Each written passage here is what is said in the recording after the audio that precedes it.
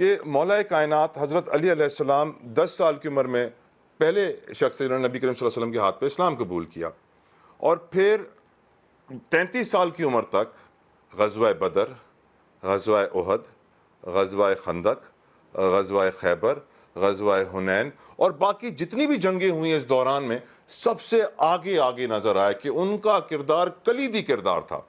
اور پھر 33 سال کی عمر میں جب نبی کریم صلی اللہ علیہ وسلم کا وصال ہوتا ہے سے لے کر 60 سال کی عمر تک، جب تک کہ وہ خلیفہ بنتے ہیں، وہ اسلام کی کسی جنگ میں حصہ نہیں لیتے، جبکہ اس دور میں اسلام سب سے زیادہ پھیلا۔ اور پھر جب وہ خلیفہ بنتے ہیں تو 3 ان کی جنگیں ہوتی ہیں، جنگ صفین، جنگ جمل، جنگ نہروان۔ اور آج کمال بات یہ ہے علامہ صاحب کہ او اے لیولز کی اسلامیات میں یہ پڑھائی جاتی ہیں، میٹرک انٹر کی اسلامیات میں یہ نہیں پڑھائی جاتی، یہاں تک کہ اگر ہم مسلمانوں میں اگر ہم دوست یار بیٹھ کے ان جنگوں کی بات کریں تو کہتے ہیں بات مت کرو، کیونکہ اس سے معلوم پڑتا ہے کہ مسلمانوں کا دشمن کوئی اور نہیں ہے، سب سے پہلے مسلمان خود ہے، لیکن ہم نے آنکھیں بند کر لی ہیں۔ اس آنکھیں بند کرنے کی وجہ کیا ہے؟ آپ نے دکھتی رگ پہ ہاتھ رکھا اور باقی ایسا موضوع چھیڑ دیا ہے جس پر اگر ساری رات گفتگو ہوتی رہے تو گفتگو کا حق ادا نہیں ہو سکتا، اس لیے کہ بڑا گہرا موضوع ہے اور بڑا ہی وسیع موضوع ہے۔ دیکھیں، امیر المؤمنین کے حوالے سے مولوی عبدالحق بابائے اردو، ان کا ایک جملہ ہے، وہ کہتے ہیں میں نے جتنا بھی احادیث کے مجموعے کو پڑھا تو میں نے ایک عجیب بات دیکھی اور مجھے یہ بات سمجھ آئی کہ گویا رسول کریم کی بعثت کا مقصد ہی علی کی تعریف اور علی کے فضائل بیان کرنا تھا۔ کیوں جہاں پر بھی دیکھیں امیر المومنین کے فضائل، وجہ کیا ہے؟ وجہ یہ ہے کہ بتانا تھا امت کو کہ تم جس شخصیت کو میرے بعد سب سے زیادہ اذیت پہنچی اس کو پہچان لو، وہ کتنی بڑی شخصیت ہے۔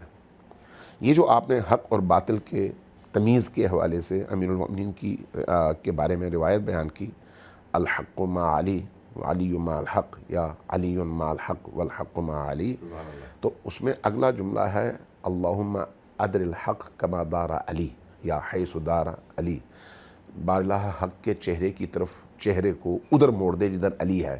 آپ دیکھیں کسی بھی 2 چیزوں میں سے ایک کو آپ پہچاننا چاہیں یہ حق ہے یا نہیں ہے، دوسرے کو پہچاننا چاہیں یہ باطل ہے یا نہیں ہے، تو آپ حق کے معیارات بیان کرتے ہیں اور ان حق کے معیارات کے تحت باطل کو پہچانتے ہیں۔ لیکن اللہ تبارک و تعالیٰ کے حکم سے رسول کریم نے خود اسی حق کو پہچاننے کا جو معیار اور کسوٹی قرار دیا وہ علی کی ذات ہے۔ سبحان اللہ۔ اس لیے فرمایا کہ حق چاہے تمہیں بہت بڑے پہاڑ کی صورت میں نظر آئے، سامنے علی ہو تو سمجھ لو کہ علی حق ہے، یہ حق نہیں ہے۔ ہاں، ٹھیک ہے۔ تو اس کا مطلب ہے علی کے مقام اور منزلت کو بیان کرنے کے پیچھے ایک گہرا فلسفہ موجود تھا۔ اب آپ نے خود بھی اپنی گفتگو میں بیان فرما دیا کہ امیر المؤمنین اپنی زندگی کے تقریباً 25 سال گوشہ نشین رہے۔ یہ زمانہ بقول آپ کے اسلام کی فتوحات کا زمانہ ہے۔ سوال یہ ہے کہ اللہ تبارک و تعالیٰ کے انبیاء زمینوں کو فتح کرنے آئے تھے یا دلوں کو؟ دلوں کو۔ ہاں، جو نبی کریم کا دور ہے اس دور میں نبی کریم صلی اللہ علیہ وآلہ وسلم نے تربیت کے ذریعے سے لوگوں کے دلوں کو فتح کیا ہے۔ آج بھی اگر آپ دیکھیں اہل البیت کی روش حکمرانوں کی روش سے مختلف ہے۔ گزشتہ اس پورے 1400 سال کے عرصے میں اہل البیت کو جتنا آئسولیٹ کرنے کی کوشش کی گئی، کسی اور کے بارے میں یہ کوششیں آپ کو نظر نہیں آئیں گی، کسی اور کے بارے میں۔ لیکن اس کے باوجود اہل البیت کا تذکرہ آج بھی ہر مسلمان کرنے پر مجبور ہے۔ کیوں؟ اس لیے کہ دلوں کو انہوں نے متاثر کیا ہے، جبکہ ان کے مقابلے میں جتنے بھی حکمران تھے تاریخ میں ہے، آج کوئی بیان کرنا چاہے تو کرے، لیکن ان کے لیے دل میں وہ کشش نہیں ہے، ان کے لیے وہ دل میں تڑپ نہیں ہے۔ جبکہ آپ امام حسین کا نام لیتے ہیں تو آپ کی آنکھیں بھیگ جاتی ہیں۔ کوئی اور ایسا شخص دکھا دیں پوری تاریخ انسانیت میں اہل البیت کے علاوہ کہ کسی کے لیے آپ کا دل یوں تڑپتا ہو اور اس کا تذکرہ ہوتے ہی آپ کی آنکھیں نم ہوتی ہوں؟ کوئی دکھا دیں آپ، نہیں ہے۔ کیوں؟ اس لیے کہ ان کا تعلق دلوں سے ہے، باقیوں کا تعلق بدن سے ہے۔ انہوں نے بدنوں پر حکمرانی کی تلوار کے زور پر، لیکن انہوں نے دلوں پر حکمرانی کی ہے اپنی پاکیزگی، اپنی عصمت اور اللہ کی بارگاہ میں اپنے مقام کی وجہ سے۔ لہٰذا وہ جو دلوں پر حکمرانی ہے وہ تا قیامت رہے گی۔ کاش اگر دلوں کی حکمرانی کے ساتھ ان کو ظاہری طور پر بھی اللہ کے دین کے نفاذ کا موقع ملتا تو آج بنی نوع بشر کی تقدیر کچھ اور ہوتی. آج جو انسانیت کی پستی آپ کو نظر آتی ہے وہ ان ہستیوں سے دوری کی وجہ سے نظر آتی ہے. اس لیے آج اگر آپ کو امیر المؤمنین کے حوالے سے دوریاں نظر آتی ہیں, امیر المؤمنین کے حوالے سے اگر آپ کو فرض کریں یہ جو نصاب میں اس طرح کی مشکلات نظر آتی ہیں, اس کے پیچھے دیکھیں نا کیا ہے. میں آپ کو ایک مزے کی بات بتاؤں, بخاری شریف جو ہے, بخاری کی تقریباً 5000 کے قریب حدیثیں ہیں, صحیح مسلم میں کوئی 5000 کے قریب حدیثیں ہیں.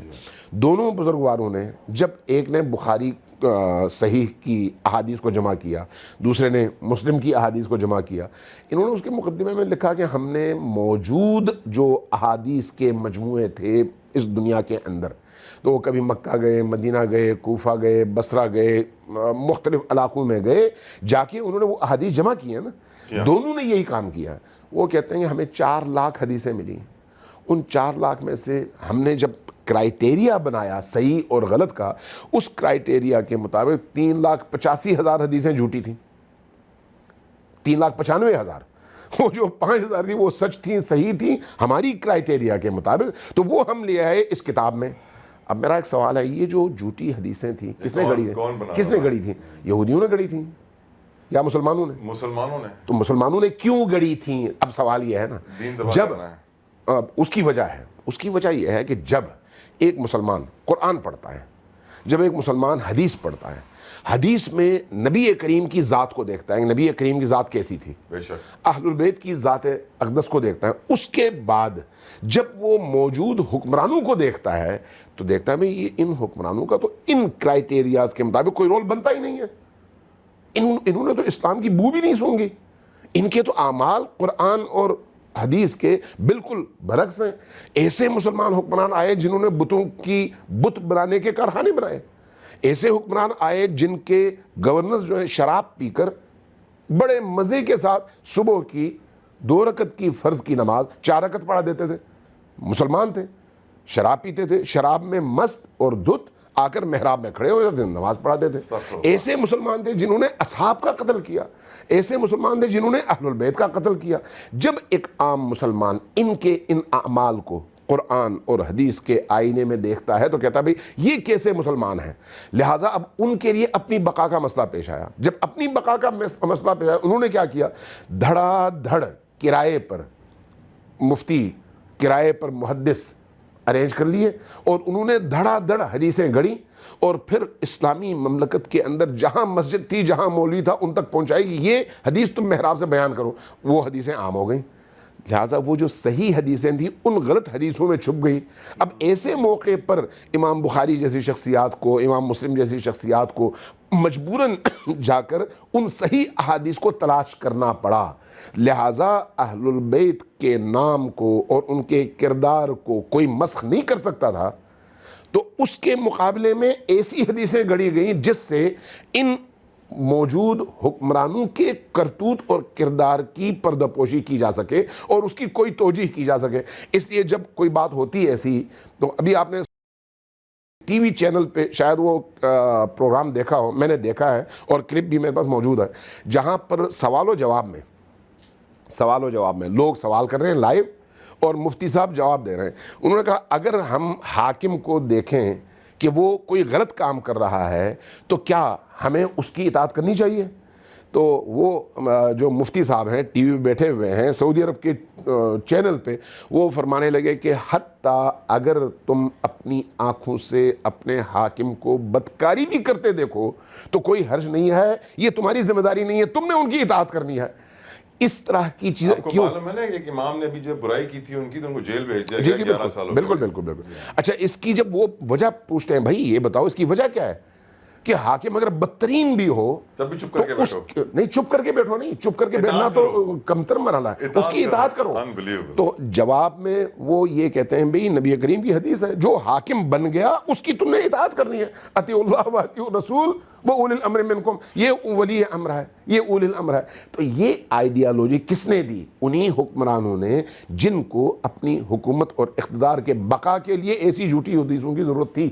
جب اس طرح کی فضا بنے گی، اب اس فضا میں جب مکاتب بنیں گے، اس فضا میں جب آئیڈیالوجی تشکیل پائے گی، اس فضا میں جب فرقے بنیں گے، اس فضا میں جب مسالک بنیں گے، تو ان مسالک کا سب سے زیادہ زور کس چیز پر ہوگا کہ اہل البیت کے کردار کو واش کر دو اور اس کی جگہ وہ چیز لے آؤ جس سے اہل البیت کے کردار سے لوگ واقف نہ ہو، چونکہ وہاں پر کوئی منفی چیز ہے ہی نہیں، اس لیے اگر تذکرہ ہوگا تو مثبت ہوگا، اور اگر تذکرہ نہیں ہوگا تو لوگ ان کے فیض سے محروم رہیں گے، اور اس کی جگہ جن کو آپ لے آئیں گے ان کا تذکرہ جو ہے لوگوں کو گمراہی کی طرف لے کے جائے